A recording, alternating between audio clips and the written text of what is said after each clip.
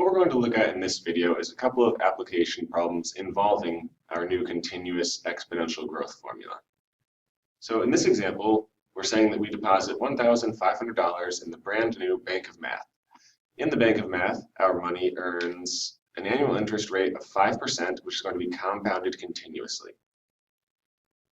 For those of you who like to look for key words to tip you off as to a certain formula, anytime you see this phrase, compounded continuously, that's what tells you you have continuous exponential growth or decay, which means you want to use our new formula A of t equals P e to the r t. So let's go ahead and fill in the pieces we know. In order to answer their question, how much money we have after 8 years, well, that means we don't know the final amount. So that stays as A of t. But we do know a lot of other pieces. We know the initial amount is $1,500. E, remember, is just a number. It's always just going to be E. R is 0.05 because 5% became 0.05, and it's growth, so it's positive. And in this case, T is actually 8 years.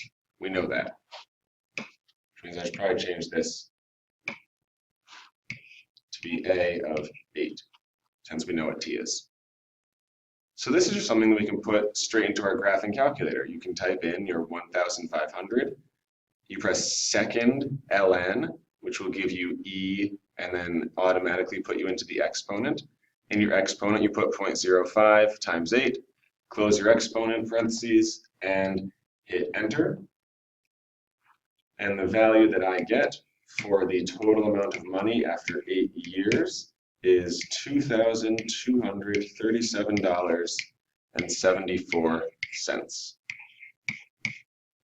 That is our final amount. In part B here, we're going to kind of go the other direction. We now want to know how long will it take to have $3,000. Well, again, we're going to start with our formula. A of t equals P e to the r t. And we'll fill in the pieces we know. We know that we have $3,000 as the end amount. We still start with $1,500. E is still just E. R is still positive 0.05. But now we don't know what time is.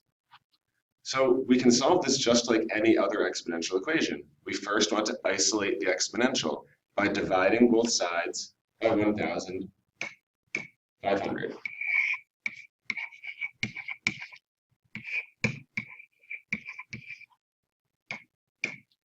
This will give us 2 equals e to the 0.05 t.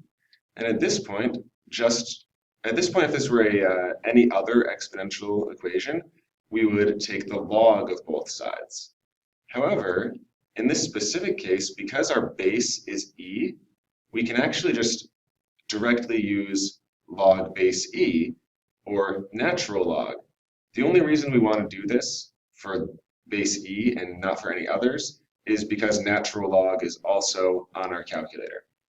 So when we do this, we get natural log of 2 equals natural log of e to the 0.05 t. Remember we said in our last video that natural log and e to the x are inverses, so they cancel each other out, leaving us with just natural log of 2 equals 0.05 t.